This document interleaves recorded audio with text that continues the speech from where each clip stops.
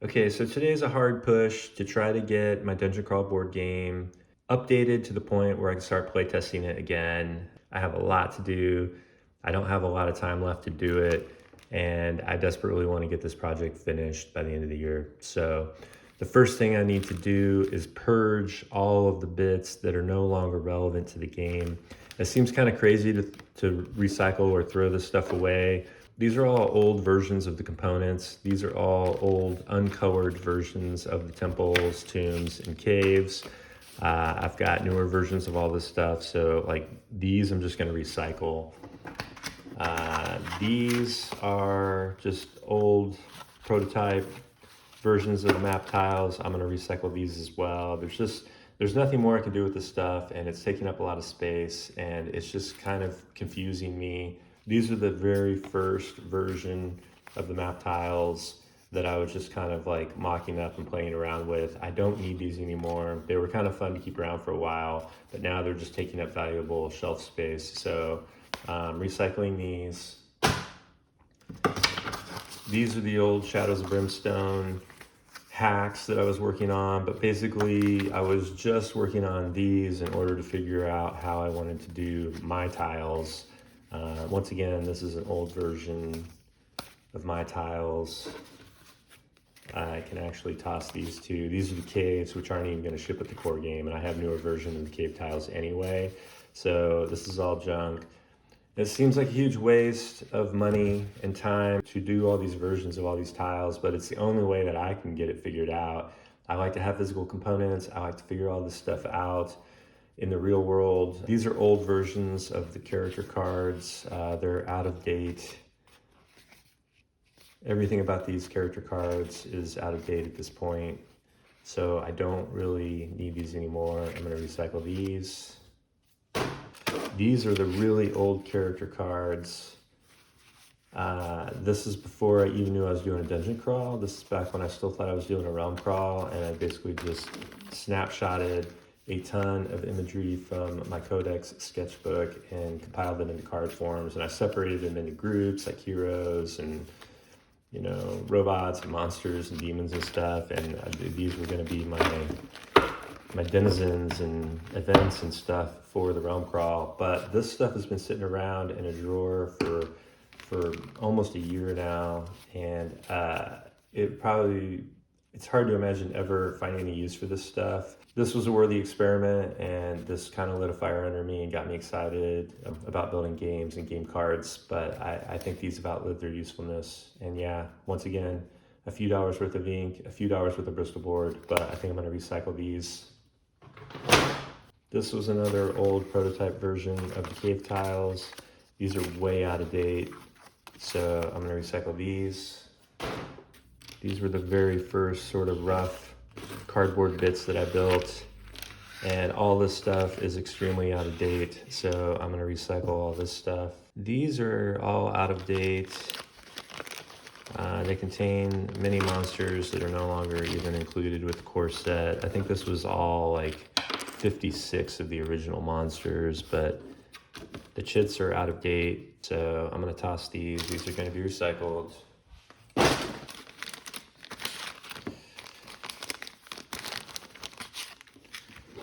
Once again, these are old versions of monsters that have been purged from the core game, like the Minotaur and the Cyclops. And then these are monster cards for a lot of the monsters that were purged from the core game. I think I'm gonna recycle this stuff because it's just gonna confuse me.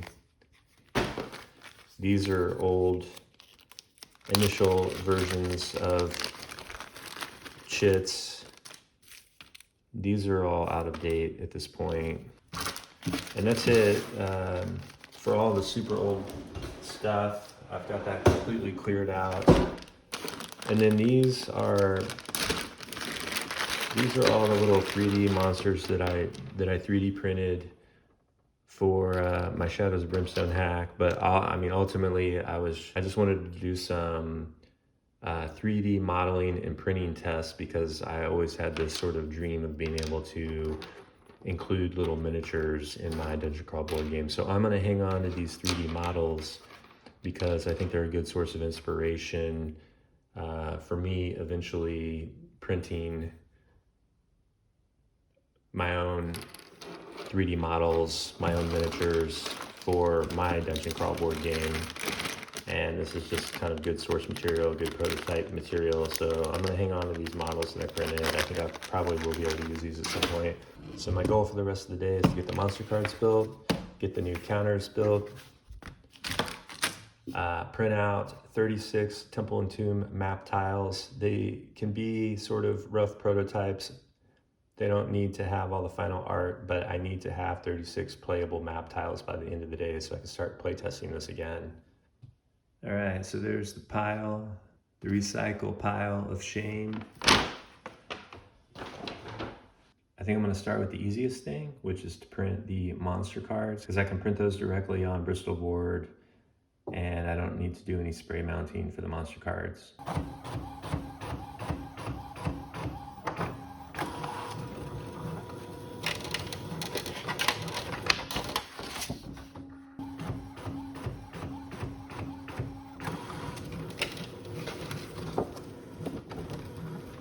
So I've been using this new cutter,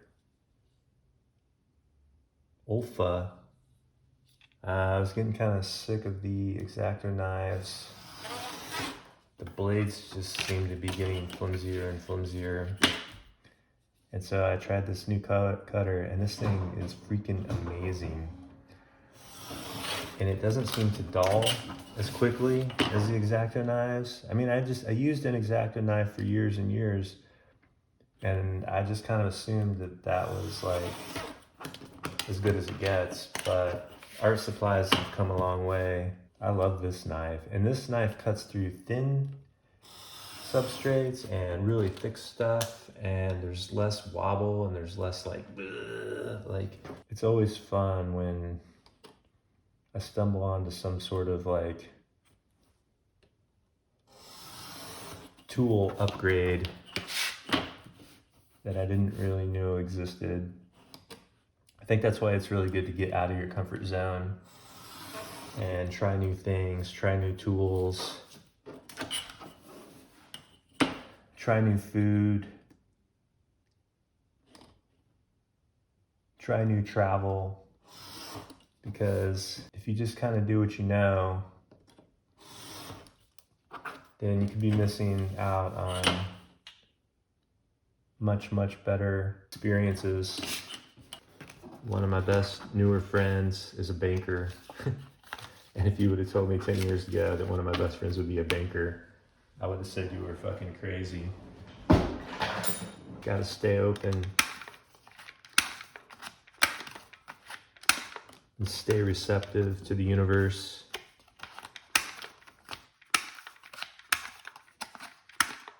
Great things can come in unexpected packages. I think that's like the most important thing I've learned. All right, so I've got the monster cards completely done. There's a weird registration issue where the backs of the cards didn't quite line up with the fronts, but that was just more of an issue with my printer. Everything was square in Photoshop, so I'm not too worried about that. But yeah, all the monster cards are done. These are playable now for play testing. I've narrowed it down to just the 4 characters, so I think I'm just including the 4 base characters in the base game.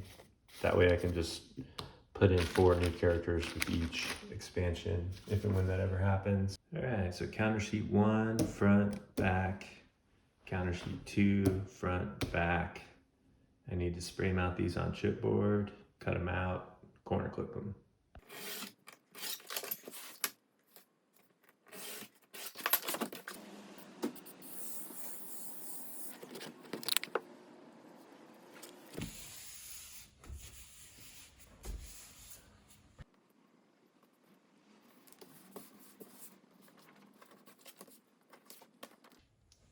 I really, really hate this stuff. The 3M Super 77 is exponentially better than this stuff. The fact that this is peeling up like really concerns me. It's horrible. The Super 77 would never peel up. I don't think I'm ever going to use this again. So I want to get to the bottom of whether this spray adhesive is just horrible or if I'm just not letting these dry long enough. One of my friends suggested that I just need to make sure these are nice and dry. So I'm going to use my Arkwright Integral paperweight.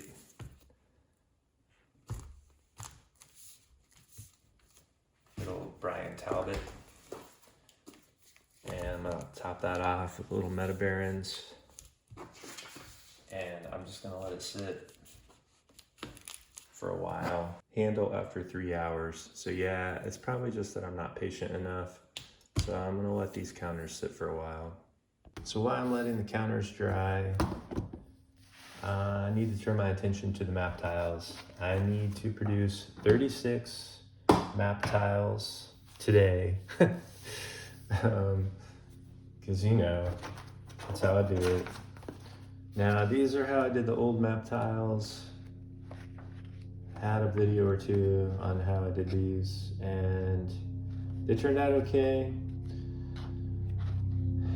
And at some point I decided that I wanted the tiles to connect perfectly on the centers instead of having these kind of offset exits for each tile, because I was getting some really wonky results and it was just kind of like a source of frustration.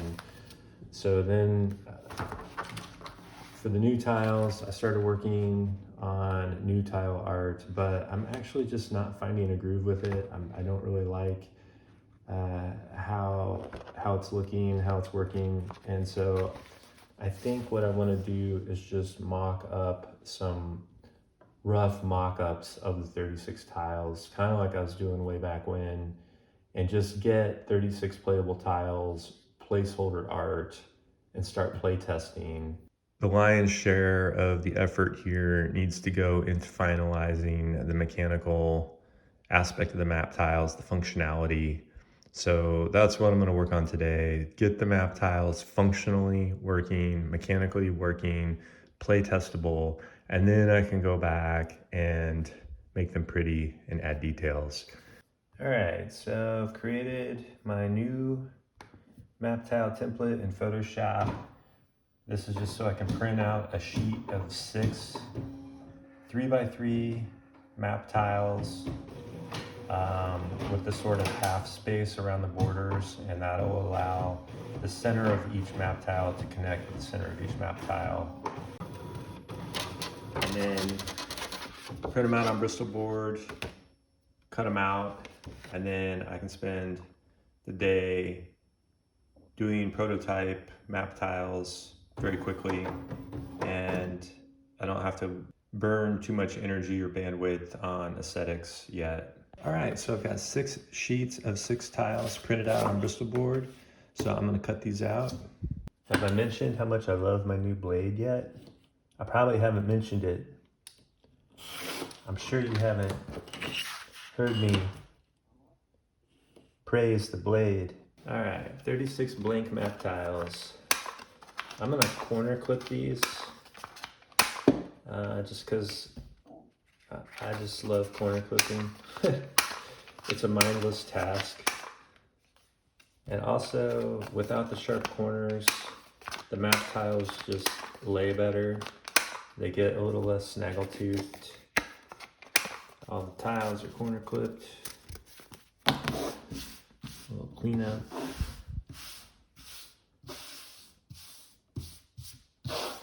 Now the next step is to figure out exactly what I need out of these 36 tiles.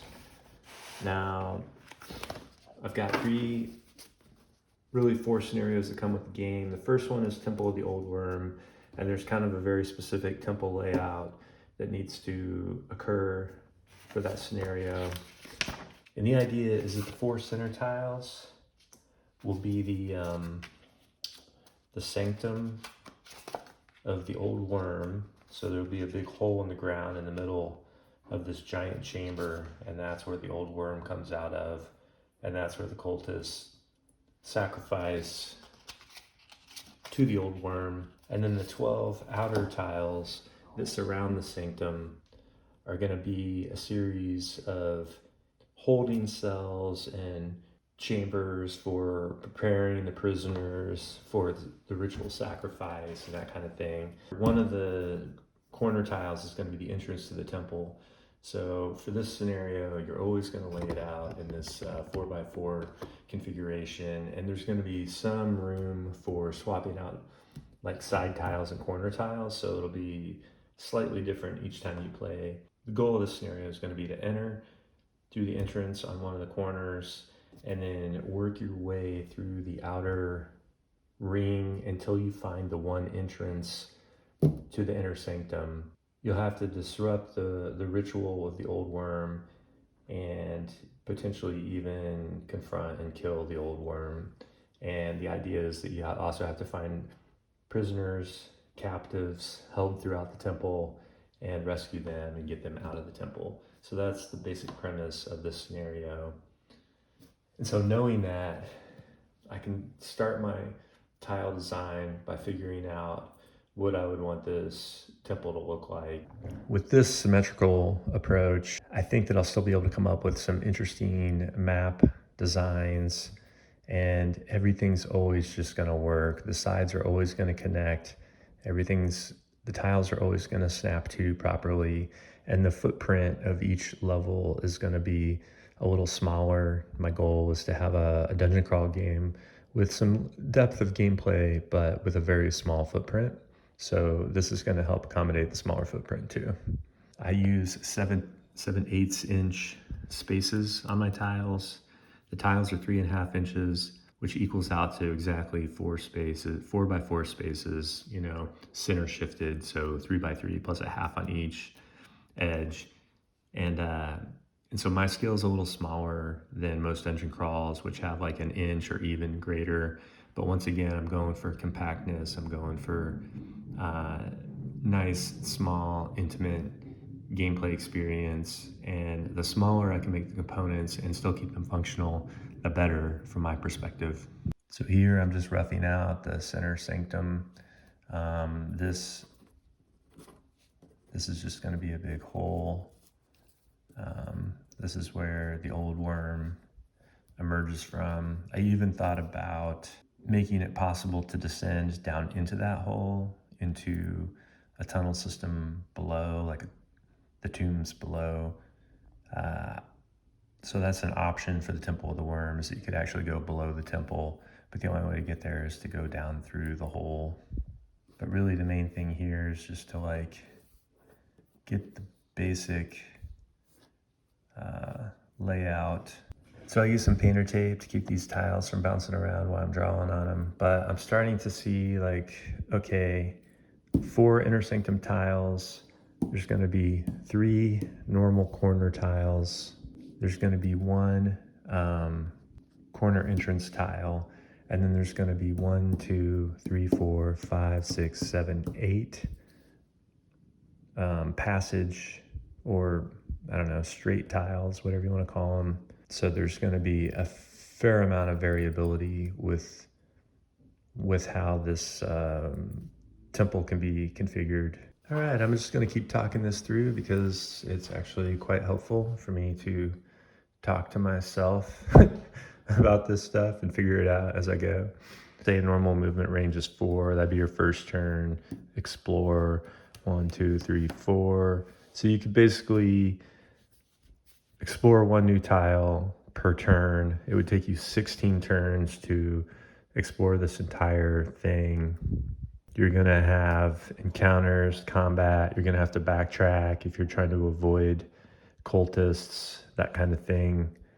And I do think that I like the idea that there is an underground level that you can only access by climbing down through the center hole. So maybe your first encounter with the old worm during the ritual the worm recedes back into its hole, and then maybe the second half of the scenario, after you've rescued all the people and defeated the cultists, or maybe deprogrammed them, you have to go back into the temple, descend into the hole of the old worm, and defeat the old worm to keep this cult from reemerging in the future.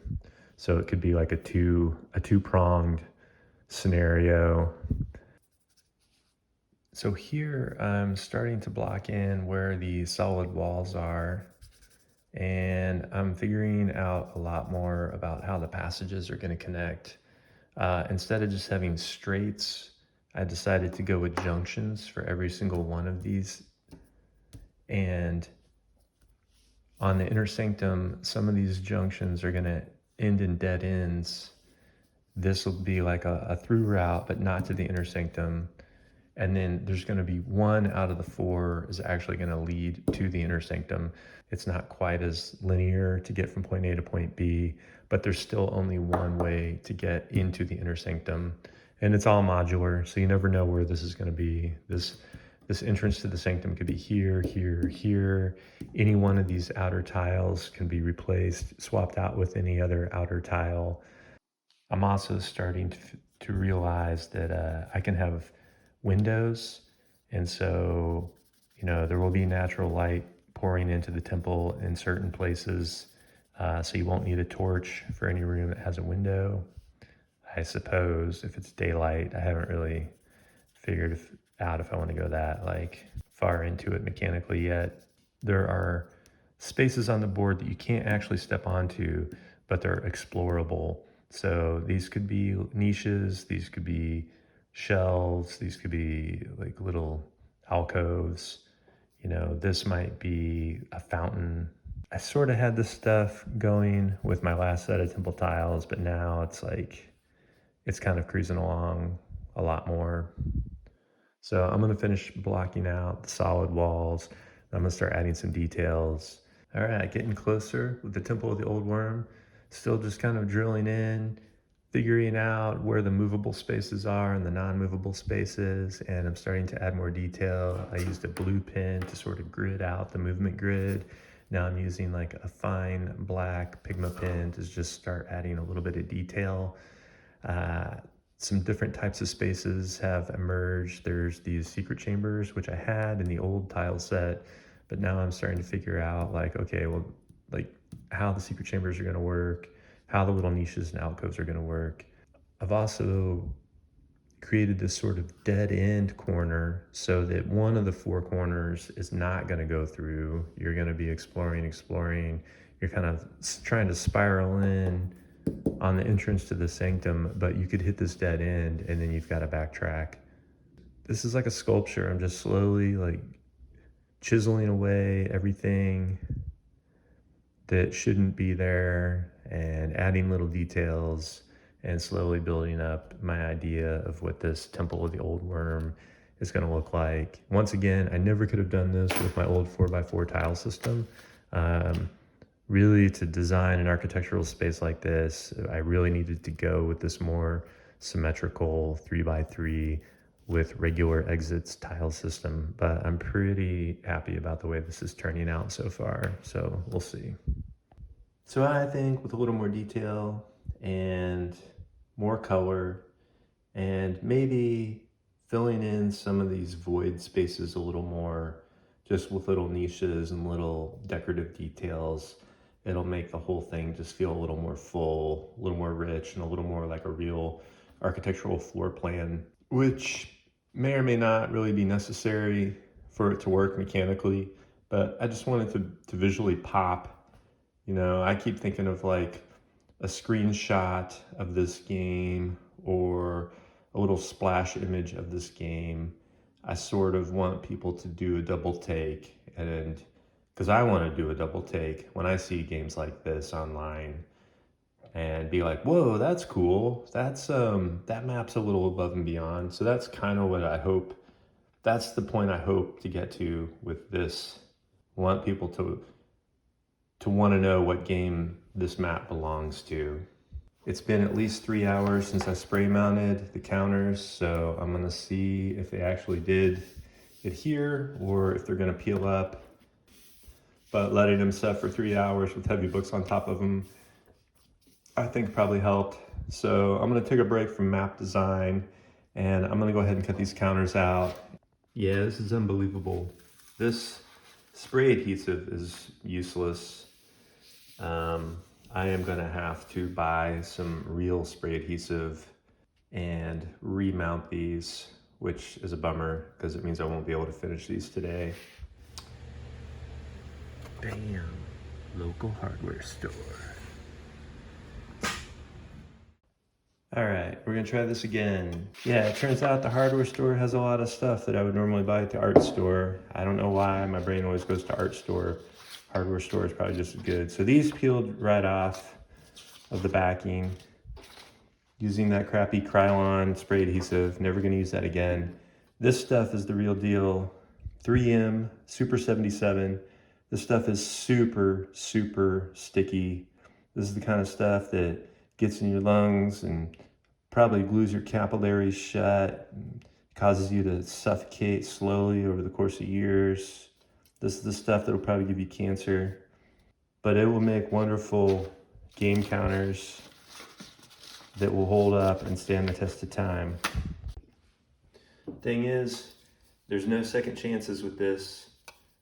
After I spray these and start to align them and slowly put them down on this chipboard, you gotta get it right the first time because there's no peeling these up. There's no second tries.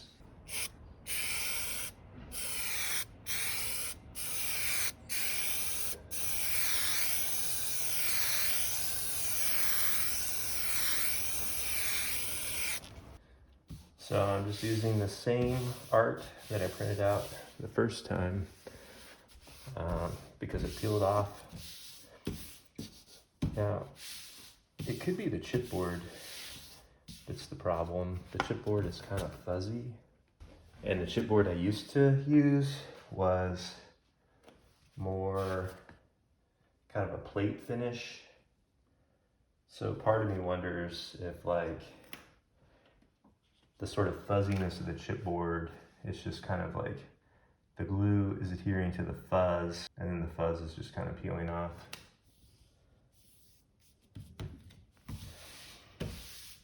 I don't know. One thing I find is that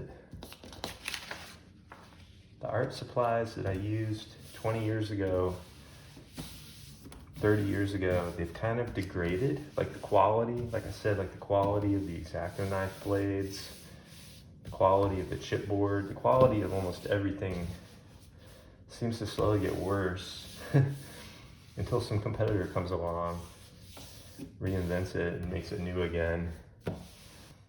I mean, it could just be my imagination, but that's always kind of how it feels. It's kind of shit old people complain about.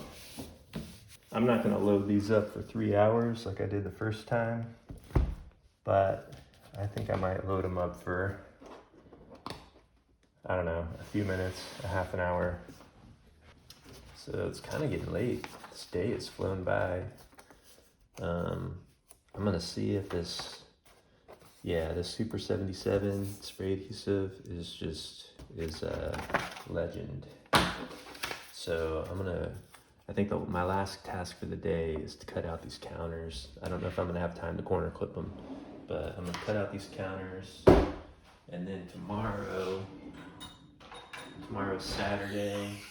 I think tomorrow's a play day, so I should be able to get back out here and try to finish up my new tile art, work on some tomb tiles.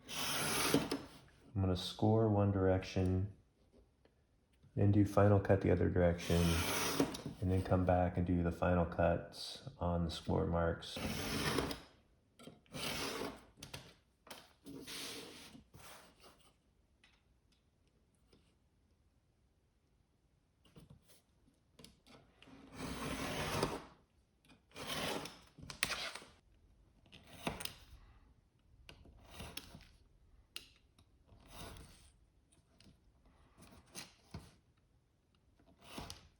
I do think that these counters are looking better and better with each iteration.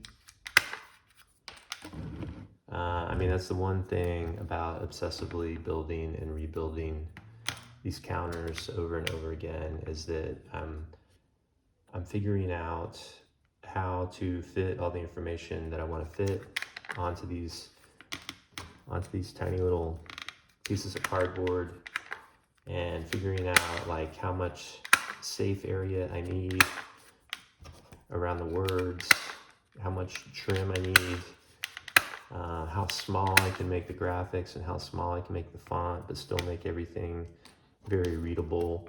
This just takes a lot of practice and a lot of trial and error and a lot of printing out prototype assets and throwing them away and printing out more prototype assets. So that huge bag of stuff I recycled, you know, it seems like a waste, but it's really, it's educational. It's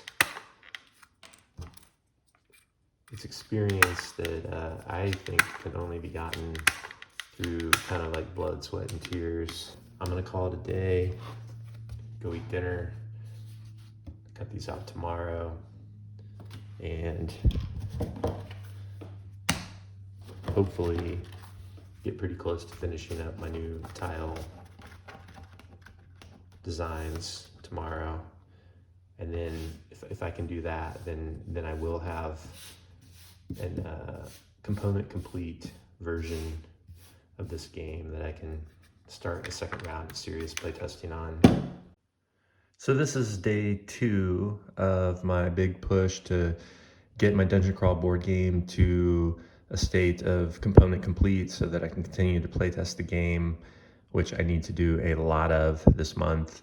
So today my goals are to finish my goals from yesterday, which I didn't finish.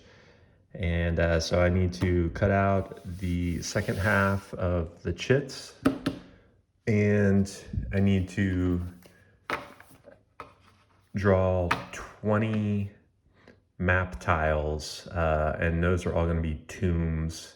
So I did my scoring, and now I'm doing my final cut.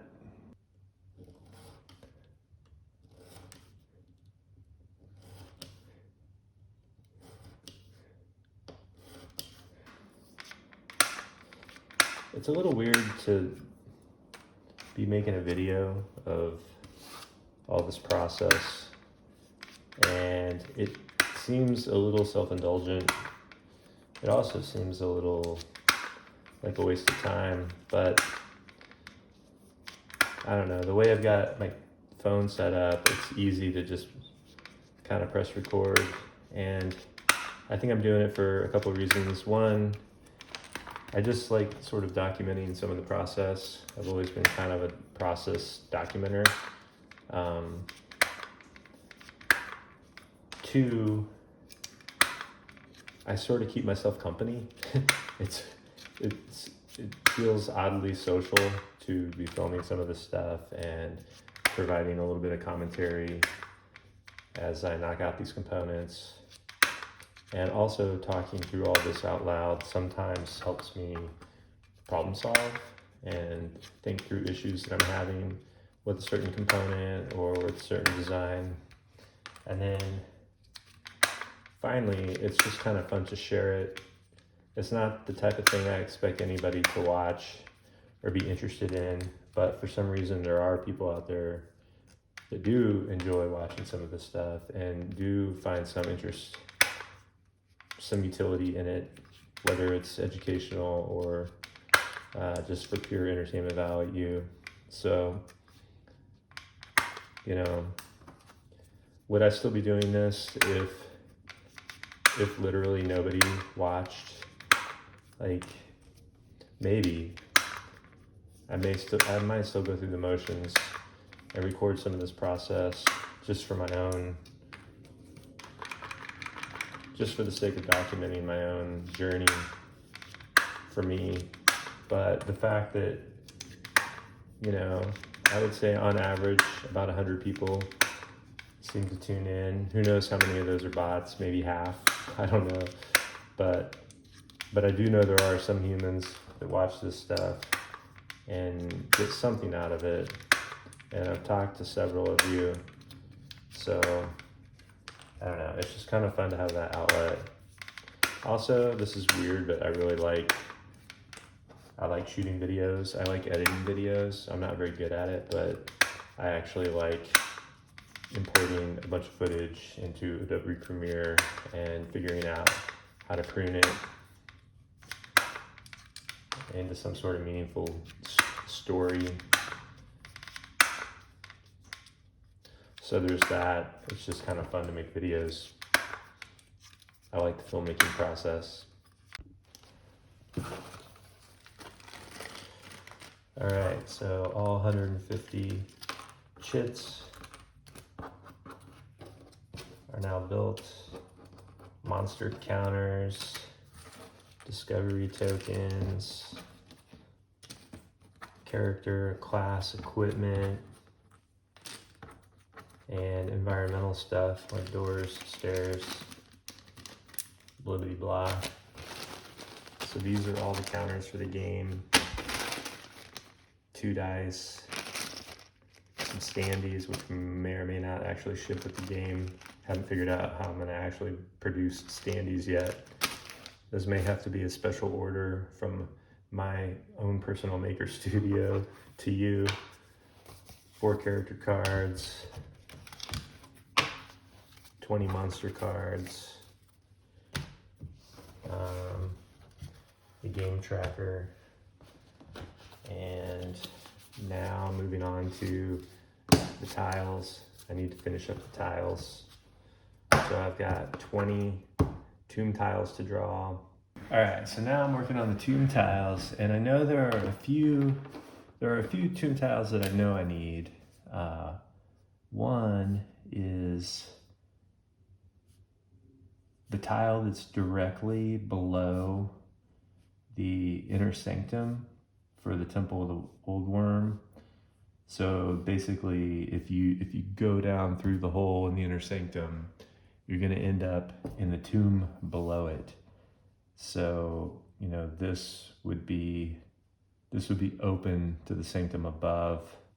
And so if there was a second act to the Temple of the Old Worm scenario, it would be to descend through the inner sanctum down into this junction below it, and then basically hunt the old worm. So that's one tile I know I need. And then I know I definitely want 2 entrances to the tombs. So I need 2 tiles that are just simply entrance tiles, because I like the idea that of a scenario, or maybe act 2 of the Tomb of the Necromancer scenario or something. I like the idea that, you know, maybe you have to enter one of the tomb entrances and the goal is to exit through the other entrance. So this is the world outside. So if you were starting the game here at this entrance, you would place your character in one of these 3 spots.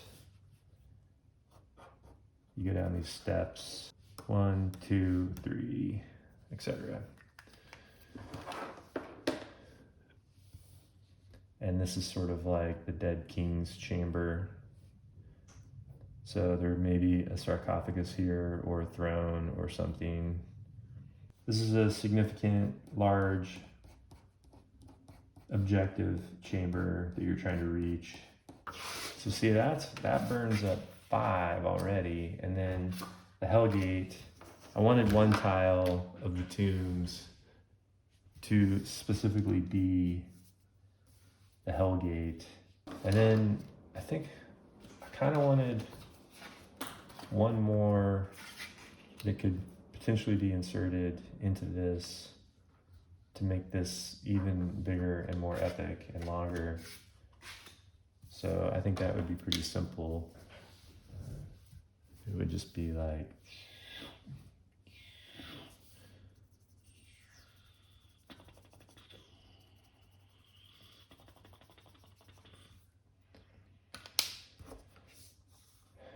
And then I know I want one standard simple hub, basically just a simple junction.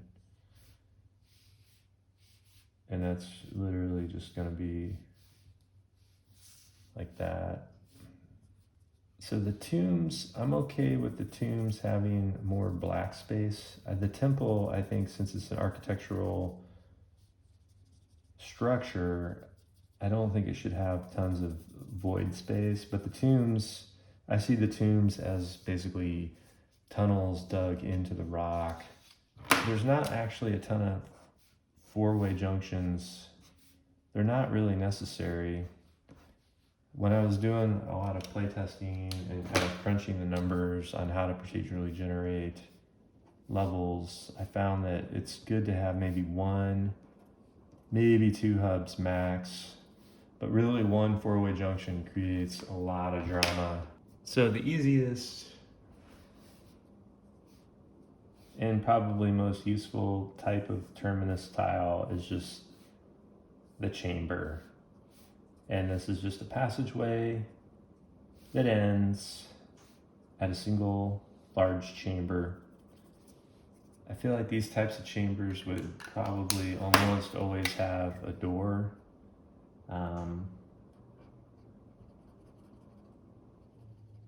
Because they're kind of special. They're not just passages.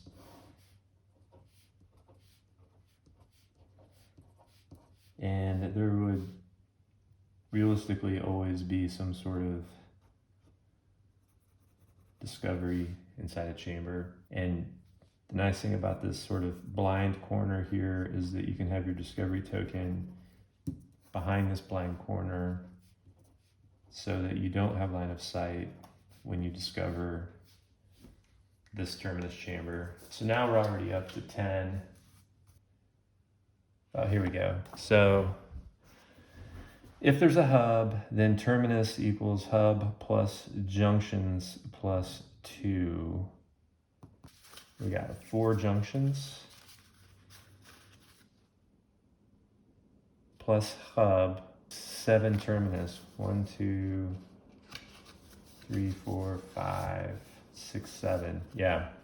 So 4 junctions. The math comes out to I need 4 junctions and I need 7 terminus. So these are all going to be dead ends and chambers, and these are going to be junctions. And I think that's going to basically account for the remainder of my tiles. So here I'm just busting out 4 different junction types. Functionally they're almost identical. There's just 3 paths meeting, but there's a lot of different ways that you can convey it visually. You can even have sort of a chamber of sorts.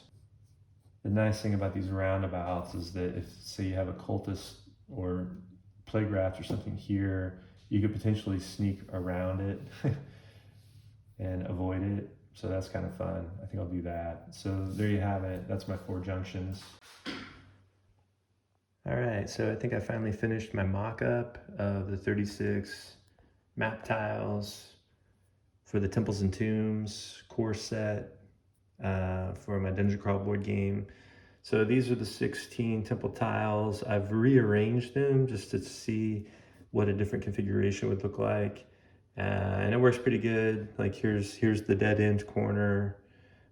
Here's the entrance to the inner sanctum. It happens to be like by chance on the far opposite side from the entrance. So if you were exploring, you might go here, then pop through here, turn over this one up, you can't get through. So you might snake around here and go this way, or you may go this way. And let's say you work your way all the way up here and then you hit a dead end. So then you have to backtrack and you're like, oh, I go this way, flip over this tile. Nope, can't get through. So then you go all the way around. You have to make your way all the way here, and then, you know, maybe you'll choose to explore this, and then finally you're in. So this is an example of how like this small 16 tile map can actually, in theory, provide sort of a compelling, complicated exploration mission. And then here I was working on tombs. I moved very quickly on the tomb prototypes because I just wanted to figure out like how many of each type of tomb tile I needed. So here's a random 16 tile tomb map that I threw together just to kind of see what that might look like for, let's say, sandbox mode, procedurally generated. Or maybe this is Tomb of the Necromancer. I mean, this is the King's Chamber here that you would discover, and that's where the Necromancer lives. And, you know, that's when all the bone piles and rotting corpses get reanimated. This particular tomb has two entrances. So there's one here and one there. Um, each one of the terminus tiles has a discovery marker. So when you explore that tile, you'd place a discovery token face down there. But yeah, so this 16 tile configuration is the same number of tiles that the Temple of the Old Worm is. And this looks a lot different. This would play a lot different. So I sort of like the level of variety that's starting to emerge. These symmetrical 3x3 tiles don't bother me nearly as much as I thought they would, especially when I start adding more details and little flourishes. I think they're gonna feel just as full and rich as the 4x4s that I was using before.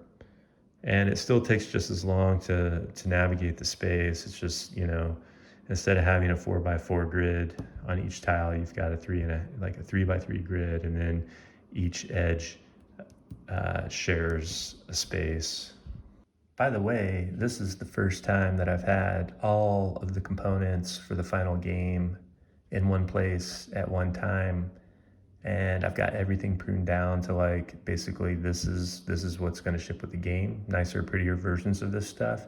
And so the game actually has a very small footprint. The rule book is, you know, like 5.5 by 8.5 inches. I think this game will very easily fit into a 9 by 6 by 2 inch box with tons of room to spare, which is good because I think that's the size box that I want to ship with. It's basically going to be like the size of this Car Wars box. This is the size box I want to use for my game. And the one thing I love about having extra room in the box is that if I ever print an expansion, I don't necessarily have to have the expansion come in a different box. I could potentially fit 1 or 2 or even 3 expansions into the core box. So I could just ship expansions in a Ziploc bag or whatever. And you know, anybody who's investing in the game could in theory pick up the expansions, and there would be plenty of room inside this already like fairly tiny box for several expansions. So that's sort of my dream about how this would work. And then one other little side note is I always envisioned the standees for the characters and even the monsters to be sort of taller than they are wide, because, you know, this is sort of roughly the bounding box of a human form. And so I like the idea that the character standees sort of have the right aspect ratio of a human being.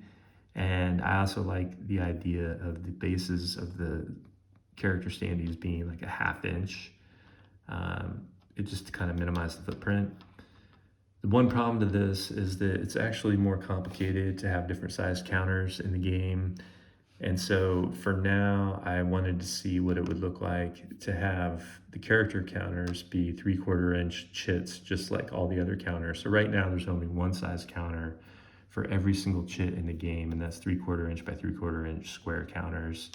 And so I still prefer this for the humans, and really I would prefer this for monsters that are humanoid too, like the lizard men and the skeletons and the zombies and stuff. And then, you know, these larger, fatter chits could represent bigger monsters. But, you know, this is that point where I have to start making tough choices. Like, do I want to get this game out the door?